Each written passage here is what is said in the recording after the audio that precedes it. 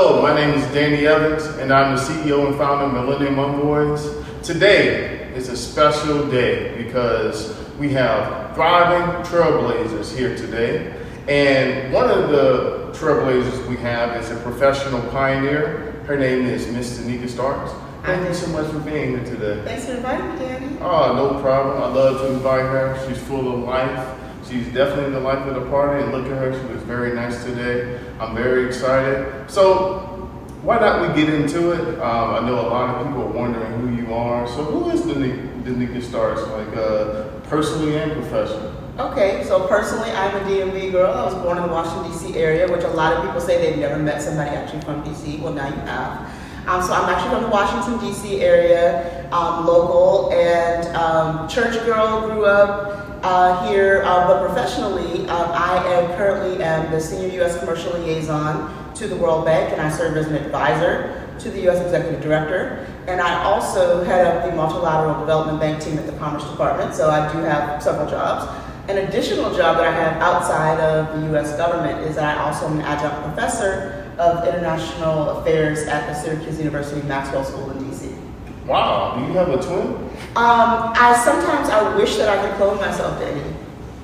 It's a lot. We need to have that AI advanced technology so we can have twins. But I feel like she balanced her work life pretty well. Thank you so much for telling us about yourself. Sure. As you can see that you have a lot of experience, and I'm sure that we have a lot of young viewers at this time. And so my next question is, if you were talking to your less seasoned self, I would say, not younger, because you're younger right now, look lively as well. Thank you. Could you just tell me, what would you tell that person?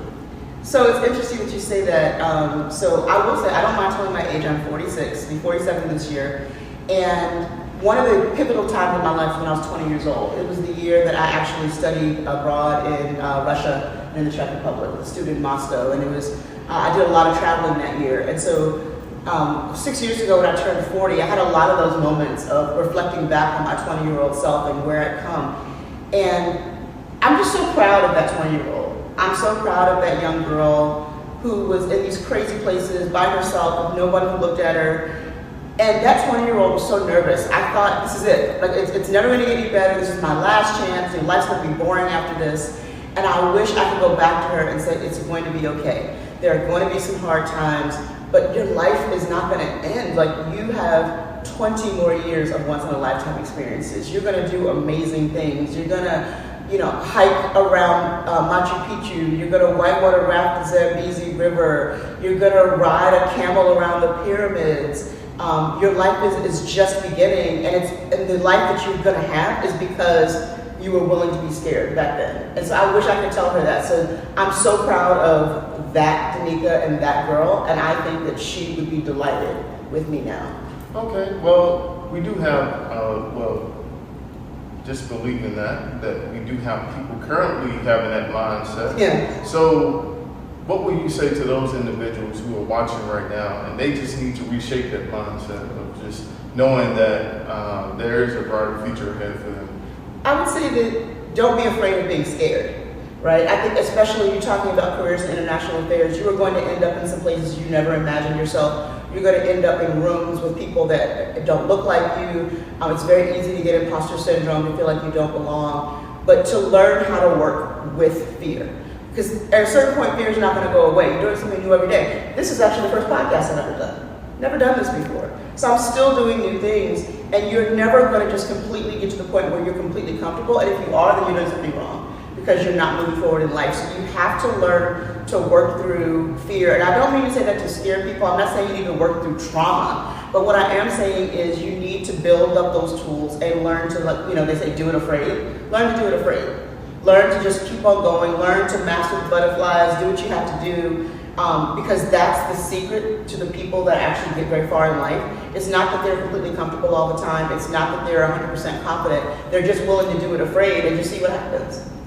I agree, and it's crazy that you say that this is your first podcast because this is definitely our first episode, and as you can tell, I'm not nervous, but I'm very excited. I'm just trying to contain. I didn't know this was your first episode. I'm very honored, actually. This is pretty cool. we're both on it, I would say, because it's first. So let it be known that it started here. This is where it all started. Yeah, this is where it all started. So thank you. You talked about Russia, Eurasia. That's like your focal point as far as your expertise. Yeah. For myself, I specialize in Asia, East Asia, to be exact. China, learn Mandarin, and Japanese as well. So, I mean, I saw a few people in Asia, particularly in China, that look like me or have like a similar mindset. So, why Eurasia? Like, what? Because every conversation that I have, I hear about Asia, I hear about Europe, but not the middle. Europe, not the middle at all. Not Russia, Ukraine, Central Asia, Central Asia. So I'm kind of intrigued to hear what you have to say about that. Sure. So I guess let me explain. So right now I work at the World Bank and I cover the entire world. But for the first 20 years of my career, I was in the office, now what's called the Office of Russia, Ukraine, and Eurasia at the Commerce Department. And that was intentional. It was not an accident. My major in undergraduate was International Studies and Economics, and I had a minor in Russian and Eastern European Studies. And I just mentioned, I was in Moscow and in Prague, my junior year of college.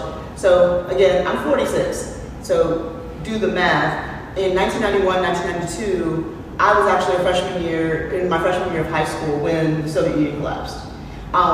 What is interesting is I actually went to a high school specifically for humanities and international studies. So I went into high school actually knowing that I wanted to do international relations. So I was looking for what my place was going to be. And the Soviet Union collapsed my freshman year. And so this imaginative young woman in a place like Washington, D.C., the Cold War is ending, I'm looking to do a career in international affairs. And to me, it was just obvious. It was the equivalent of 9/11 or something like that happening in my freshman year. The world was completely changing, and I wanted to be a part of it. And quite honestly, also, let's just be real, in a very practical sense. So I don't have a sob story, so I'm not going to come here and cry poverty or anything, but I do come from a solidly middle-class family. We never had too little, but we never had too much, which meant that I always knew that college and things like that would have to be paid for. I always knew that I was going to have to work to support myself, but also to help pour into my family. And so I didn't have the luxury of sort of daydreaming generally about just going into the world and I'm going to backpack through Europe for free. I knew whatever I did had to be bankable. I had to be able to make money. And so to be honest, and even in a very practical sense, I was like, this is a part of the world I can work on, and there's going to be jobs for at least the next 50 years.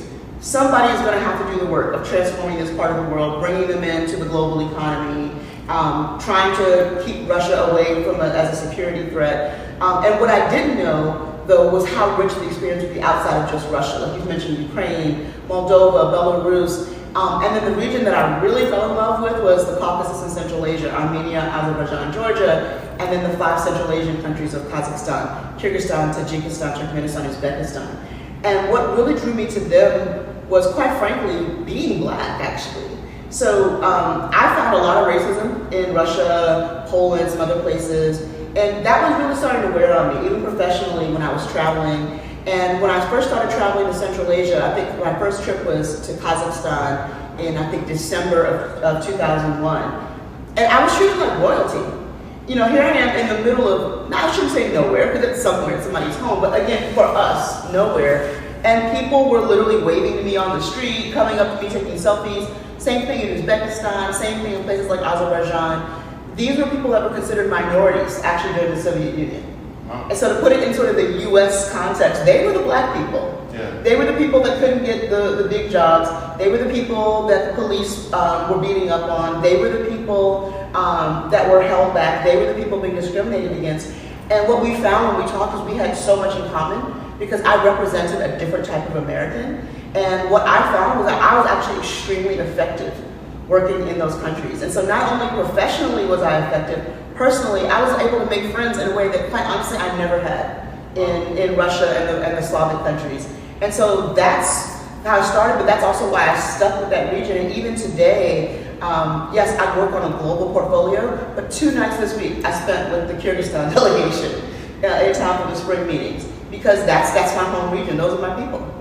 Wow. It's crazy that you say that, because just for myself, I never thought I never thought that I would focus on international relations. I never thought I would be learning Mandarin or Japanese or even Portuguese. So you have some viewers that are sitting down now who are contemplating about what they should do.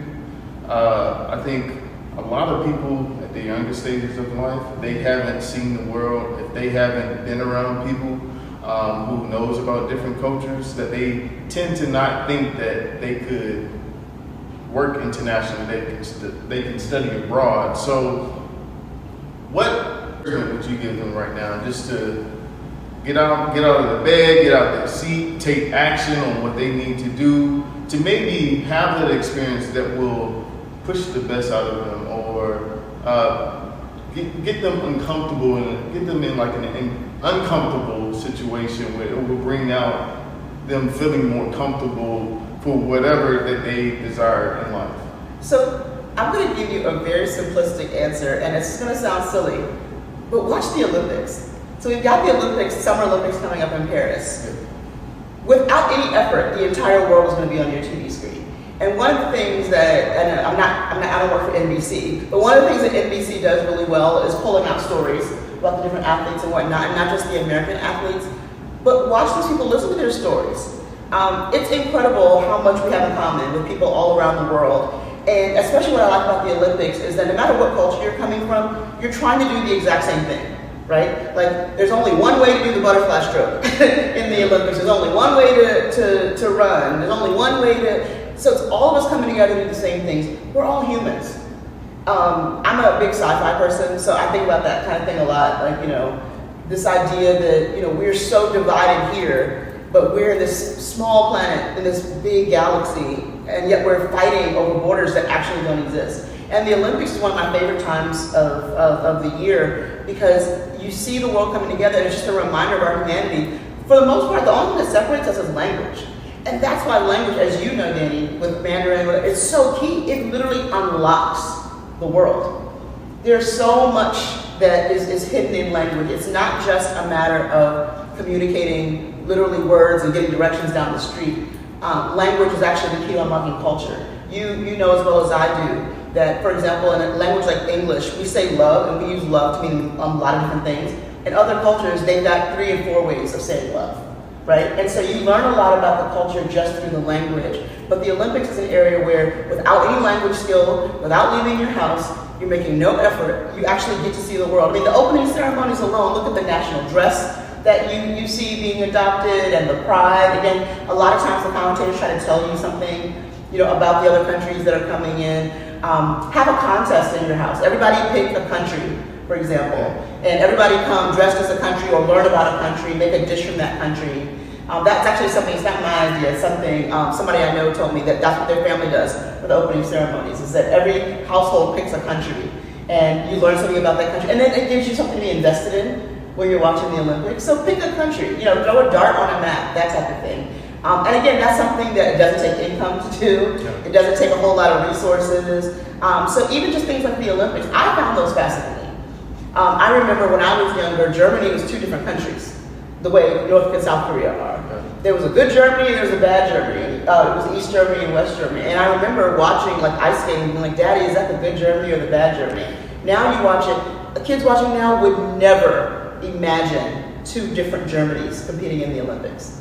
Would not imagine it. And so I actually found it fascinating, as an international studies person, it's also fascinating to see how the world changes and look at the countries that didn't exist before the last Olympics, the countries that exist now. So that's my sort of simplistic answer. Of course, they're much better, more sophisticated, but that's something that even a 10-year-old can do. Yeah. So you talked about the Olympics, and these athletes, they have a lot of commitment. They basically train for years to get better and better. So in relation to you, how do you stay committed to what you're trying to accomplish in life? And also, how do you continue to get better? It's so funny that you say that, Danny, because language retention is a big thing. It takes a lot of work to learn a language, and it's very hard to do it outside of spending some time in a country, or at least a language immersion environment. It's very, very difficult. I was in the elevator the other day at the World Bank, and I saw members of the Czech Republic delegation. I recognized the flag, I heard them speaking. And right before they were going to get out, I managed to, I don't know where I pulled it out from, but from my 25-year-old your brain, I managed to pull out a sentence in Czech. And I told them, hi, you're from the Czech Republic. I used to study in Prague 25 years ago. And the look on their face. And then they started trying to ask me other questions, and my Czech was very, very limited, so I didn't remember that much. But it just reminded me, like I said, the power of language. And I was thinking to myself, I need to get one of those apps, and maybe every day, for all the languages I've ever studied, just get a different word every day and remember a word. Because even if I still don't speak enough Czech to have a conversation, just being able to tell somebody, hi, I used to live in your country, hi, I like this particular dish. They literally missed their floor because they wanted to talk to me.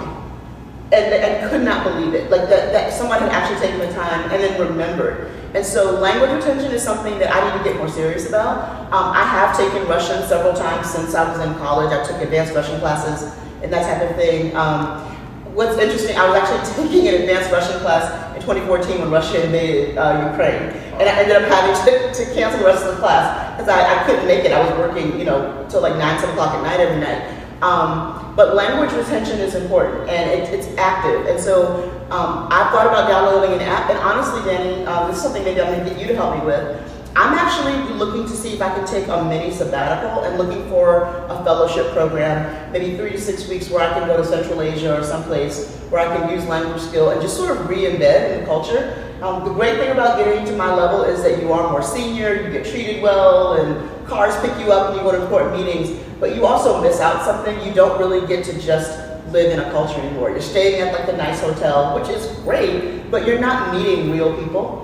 And so I would like to actually take some time and maybe go to like Uzbekistan or Azerbaijan, travel as sort of a regular person, be forced to use language. So that's something actually that's on my plate that I would like to do in the next 2 years. Okay, I look forward to working with you. Yes, so if you can figure that out for me, I really appreciate it. Oh, that's what we do here? Yes, so I'll pay for the service. I'll pay for the notice. service. I will pay. But actually, that's partly why I want to support you, is we need that, and we need that within our community.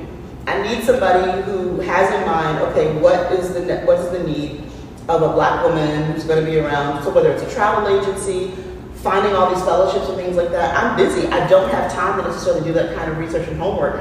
So to have an agency where you're sort of keeping a catalog of all of these things and knowing the requirements and making contacts with these programs, that's actually very useful. Thank you. We are very useful. We have a lot of contacts throughout the world, so we look forward to working with you. And maybe once that happens, we can just definitely take note of it, show the people how much you progress. And I would love that. Yeah. And just speaking about, you talked about just being a true professional and going in these different countries, but not actually experiencing like the true culture that you would like to.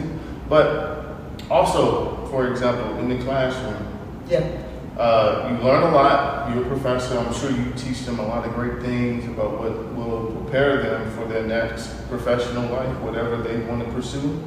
However, there are things that you do not learn in the classroom that you do not take away. So what should like current students, high school or college, masters, PhDs, what should they be trying to do to acquire skills or certain knowledge that are outside of the school walls? Sure. Well, the travel is the obvious one.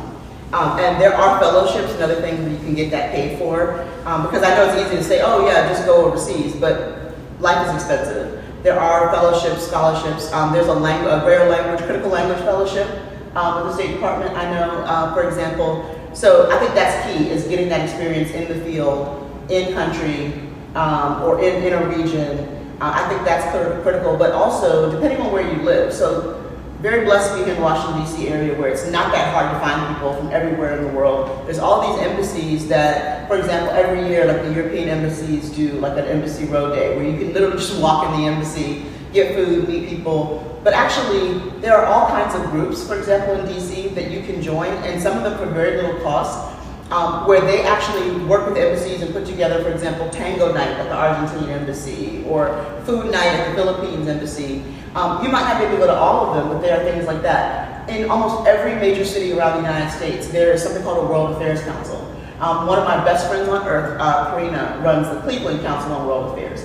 And they have a special program where they do a discount for free membership for younger people to be a part of the council and to go to their events. So they are actively seeking to try to make sure that not just professionals, but they are including young people to come to their events. And I actually spoke to them last fall, and there was a whole table full of younger people who were there on that sort of scholarship program. But these World Affairs Councils also do that, where they will bring in ambassadors and people like that from other places to come to your city to be able to talk to people. The State Department also run exchange programs. One plug I will put in: talk to your parents and your family. Consider hosting an exchange student. You and I were both beneficiaries of people hosting exchange students. We were both exchange students. I was an exchange student in Spain when I was 14. I was an exchange student in Norway when I was 15. I lived with a family actually when I was in Moscow. And it's an incredible way to learn a culture. And that family is giving you your meals every day. So you're not having to go out and buy your food and that type of thing. So exchange programs, but also you can host a student. We hosted a Japanese student when I was in high school. It was an incredible experience. She brought all kinds of things from Japan and was showing me how to write and do the calligraphy and other things. At the time that we left, we were putting them on the bus to the airport, everybody was just in tears, crying, because we had bonded so much. In this case, it was a group of young ladies. So even just considering hosting an exchange student, and don't be intimidated saying, well, I'm black and they're Japanese. It doesn't matter. They need to see America too, and people need to see that America is diverse. And so we need more diverse families actually hosting exchange students. So that's another thing to consider. So everyone, if you thinking about a country or a language that you would like to study, after the video, not now, but after the video, just go to Google and type in the country and click and type in scholarships, fellowships. That's all it takes is a couple of types, a couple of letters, and then press the search button, and there will be a lot of opportunities out there that you can find. Also, check out our website. We have a list of opportunities for you at well, you can see the link in the description. I don't want to tell you the whole address. Just look at the link in the description, or just click our social media, and then you can get more information about opportunities out there as well. And Danny, can I make a suggestion? I'll put a plug in for Youth for Understanding. That was the group that I traveled to Norway with. They're emailing me all the time, looking at would I consider hosting an exchange student. So they're an organization that I know I can vouch for. And so if you're interested, for example, in either going overseas or hosting an exchange student, Youth for Understanding, it's actually based in DC, is one of those groups. I think EF might still exist. They were a big one as well. So there's lots of those. Also the American Council for International Education. Most definitely, yep. Yeah, so they have a very diverse, portfolio of different countries that they have in place. Yeah, they helped put together our Russia program when I was an undergrad. Oh, wow. Yep. And actually, what's interesting is American councils, my experience in Russia was so different being a black person, and they were so concerned by some of what I experienced that actually for about another 5 or 6 years, they actually paid me to come back every year and talk to their students before they went to Russia, specifically so that I could talk to students of color and prepare them for what they might encounter so that they wouldn't be caught as off guard. Because basically nobody told me I would be treated any different. And I mean, obviously I'm black, so I know even in this country, but just to have tools and tips, there are things that you can do to help with your safety and other things. So they would actually bring me back to talk to students so that other people wouldn't be as caught off guard. So they're actually a great organization. And that is crucial because when I went to China as well, I didn't go to the big cities like Shanghai and Beijing. So they tend to understand people, they see us, but when you go to like a smaller city or the countryside, they tend to never see anybody different from them. So that can get quite difficult to like communicate because many people can't speak English, or there's some cultural barriers between the two. So, and Danny, even in the big cities, if you're downtown, that's one thing. But if you're in the hood of Shanghai or Beijing, or Moscow. It's just like here. There's a very big difference between being on Embassy Row in Washington, D.C. and, being, in Upper Northeast. Yeah. Right? And that's in Washington, D.C., which is actually a tiny city compared to most global cities. So even if you're in a big city, if you're not part of the elite or in the business area, you still can encounter some of those issues. And it doesn't mean that it's something that is impossible, but it is good to talk to somebody ahead of time, if you can, before you go, just to try to get some tips, especially if you're not from a big city, or if you're from a city and not just in rural areas, just to understand even just safety. And that's no matter what you look like, quite honestly. So, I guess throughout the conversation, I bet it built up a lot of energy for people to pursue their goals. So now I want to make a segue into how should people set their goals and how can they measure their success? Because there's so many opportunities out there that we just talked about, and you want to take advantage of them. You want to continue to grow, not only professionally but personally as well. So, Danny, when I came in here, I had my laptop and a whole stack of folders that Danny carried in for me. The meeting that I'm going to next is I'm meeting with somebody specifically to talk about some of my financial and professional goals. And he's going to help me work through putting some things together. But because I'll probably have some time beforehand, I brought some worksheets and things. I actually have a goal planning exercise that I was actually going to do this afternoon. It's something that I do every couple of years. There are all kinds of tools online where you can have, for example, there's a wheel of satisfaction where you look at things like your health, your finances, your spirituality, other things, where you can take these tools and actually see where you are. And you can do these tools every year and see where you are over time and what areas of your life you want to work on. So I have a whole folder sitting 3 feet in front of us that actually has some worksheets that are color-coded, where I've actually spent the first couple of months of this year looking at every single part of my life and figuring out where I'm satisfied, where I'm not satisfied, and what am I going to do about it. Now, there are some things that you can't do anything about, right? I cannot make myself taller. I wish I was taller. Can't do anything about it. So that's something I'm not going to worry about. So you wish you were drafted this past? I would have given Peyton Clark the business had I been a little taller, right? But so there's some things that I can't do anything about, and it's just a good way to really assess things. What are things that I can do something about? What are things I can't? And even the things that I can do something about, is it going to take money? Is it going to take resources? Is it going to take time? How much of a priority is it? Meaning, there are some goals and things that I have, but is this something that's more important, for example, than my health goal? And where am I going to put my money? Because, as we talked about, things are expensive. It costs money to travel. It costs money to belong to a gym. It costs money to eat better. Yeah. It costs money to take a language class. Yeah. And so I'm looking and then prioritizing what are the things that I have to get right. How much money, what has to happen sooner rather than later. Yeah. So for example, I've been working a lot on my health. I suffer from severe osteoarthritis. That is a top priority because I want to be able to move around. I want to be able to travel. I want to be able to get through these big international airports. So that's something that if I'm putting my money someplace, I put my money there first because I'm not going to be able to get on the plane if I can't walk, right? And so those kinds of exercises are really helpful. And again, it's even, at my big old age, I do it all the time. And there are free resources. This does not cost any money. You don't have to have a coach. You can actually go online and Google life planning, life satisfaction, 2024 goals. There are all kinds of tools that will help you to actually understand sort of the totality of your life, figure out where you want to go, and then break down the steps. And again, you don't have to tackle everything. You may decide, there's some areas, like for example, professionally, I actually put part of that on the back seat. Not because I don't want to grow, but I'm in a job where I am so busy on a daily basis. There's so much coming at me. I don't really need to grow as much as I need to really lean into what I have. So that's not a priority in the sense of a growth area.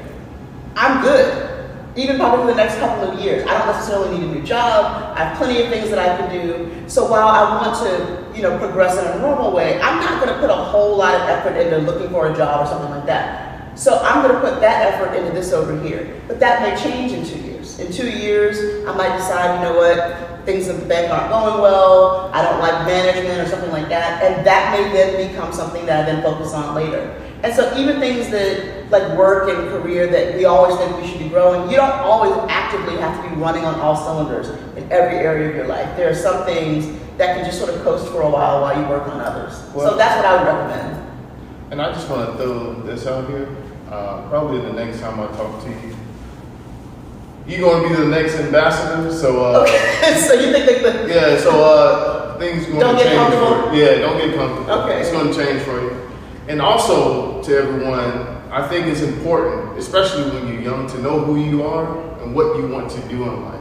I think you should take time to be by yourself and figure out what you want, because you can have mentors, you can have professors, you can have parents. They be telling you what they think you should be doing, but ultimately you should decide on what you want. So that's why you should take advantage of as many opportunities, internships, study abroad, whatever you need to do to experience as much as possible so you can make that decision for yourself, because you may be highly talented, you may have a number of experiences, but at the end of the day, you want to be happy with where you are in life, personally and professionally. And you can really, other than physical limitations, you can really do anything you want if you're willing to put the time and energy into it. About the only thing I can't do at this point in life is be a ballerina or a gymnast. But even then, I could try to get in better shape. There are still things I could do, but you really can do anything. One of the things that I don't like is this representation. Representation does matter in the sense that there are some people who will struggle if they don't have role models. But like you said, there might not be a role model. What if nobody did it or that looks like you? If you're always going to wait for somebody else who looks exactly like you, who came from where you're from, to be your mentor and role model to do anything, then you're limited to what other people are doing. And so literally, if anything that you want to do, you can figure out how to do it. You can learn an instrument. There's pretty much no limitation. And so I think that's the other thing that I think a lot of times in the community that I grew up in, people they couldn't see my vision for myself. And so sometimes it's very hard to have mentors. And not only that, when you don't talk about it, there are a lot of people who will discourage you. Yeah. There are people who will actively tell you what you cannot do. And you will have to face down, in some cases, people have to face down their own parents who want to put limits on them. And if you're under the age of 18, obviously you're a minor. There's really not a lot that you can do without parental consent. But wait, you will have your time. You will have your time. Keep dreaming. Don't let go of that.